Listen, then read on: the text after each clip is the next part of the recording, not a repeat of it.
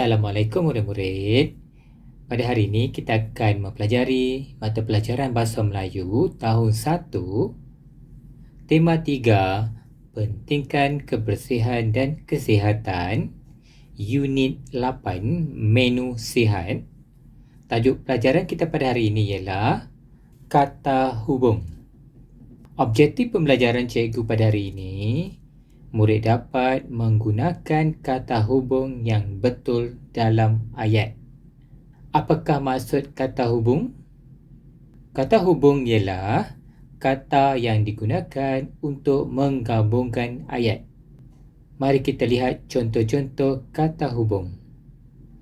Dan, atau, lalu, tetapi, sambil, dan kerana.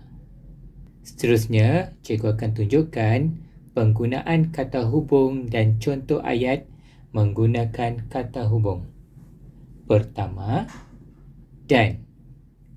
Digunakan untuk menggabungkan dua unsur yang setara. Setara bermaksud sama. Cuba lihat gambar ini. Contoh ayatnya ialah saya dan adik minum susu. Seterusnya, atau. Penggunaannya digunakan untuk menunjukkan pilihan. Contohnya, kamu mahu memilih baju yang berwarna biru atau kuning. Kata hubung tetapi digunakan untuk menunjukkan perkara yang berlawanan. Bermaksud perkara yang tidak sama. Contohnya, Ani pandai memasak tetapi tidak pandai menjahit pakaian.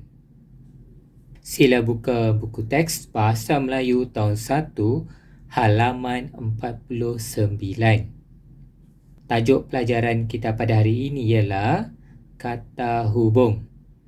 Kita akan melihat pada gambar, kemudian kita lihat kata hubung yang digunakan. Seterusnya kita akan melengkapkan kata hubung berdasarkan ayat yang diberi dengan betul. Cuba lihat gambar yang pertama ini, terdapat gambar ibu. Mari kita baca ayatnya. Ibu Rizal gemar memasak. Masakan ibunya lazat dan berkhasiat. Kata hubung yang digunakan ialah dan. Kata hubung dan menunjukkan unsur yang setara ataupun sama. Masakan ibu lazat dan berkhasiat. Cuba lihat gambar yang kedua. Terdapat gambar Rizal dan abangnya. Mari kita baca ayat ini. Rizal suka makan lauk ikan, tetapi abangnya pula suka lauk ayam. Kata hubung yang digunakan ialah tetapi. Cuba lihat pada gambar. Rizal makan lauk ikan. Abangnya makan lauk ayam. Menunjukkan terdapat unsur berlawanan dan perbezaan. Seterusnya, ibu mereka selalu menggoreng ayam atau membakar ikan. Kata hubung yang digunakan ialah atau. Menunjukkan terdapat pilihan makanan yang akan dimasak oleh ibu, iaitu ayam atau ikan. Kata hubung yang digunakan ialah tetapi dan atau. Ada gambar ini. Gambar yang ketiga menunjukkan keluarga Rizal sedang menikmati makanan di sebuah restoran. Mari kita baca petikan. Kadang-kadang Rizal sekeluarga tidak makan di rumah. Mereka makan di restoran Pak Yazid, tempat kosong di restoran Mawar. Cuba kamu fikirkan apakah jawapannya?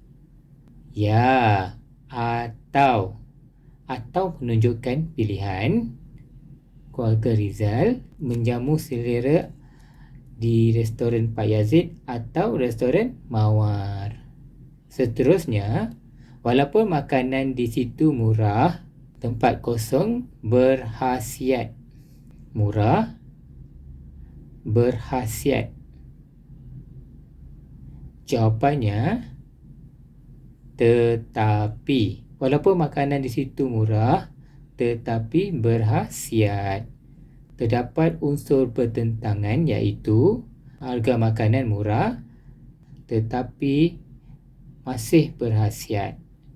Kata hubung yang digunakan pada gambar ini ialah atau dan tetapi.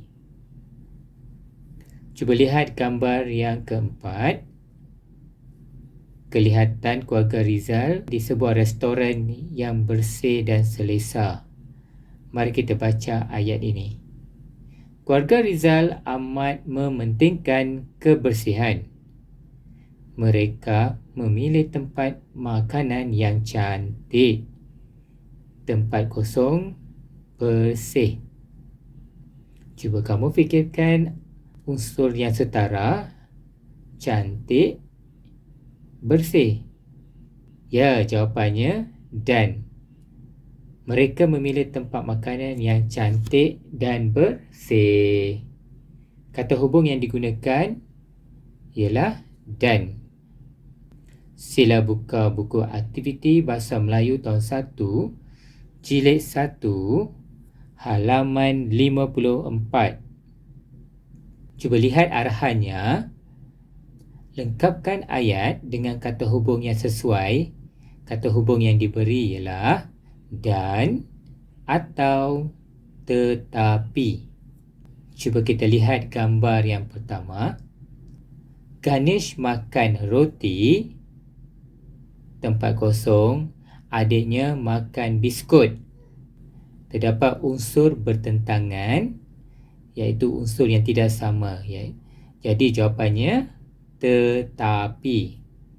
Gambar yang kedua. Terdapat buah tembikai dan buah betik. Tembikai, tempat kosong, betik, kaya dengan vitamin. Kedua-dua jenis buah ini mempunyai unsur yang sama, iaitu kaya dengan vitamin. Jadi jawapannya ialah dan. Ketiga, keempat dan kelima, murid-murid diminta selesaikan. Selepas selesai menjawab kesemua soalan, sila hantar gambar sebagai bukti muka surat 54 kepada cikgu. Itu saja untuk hari ini. Bye.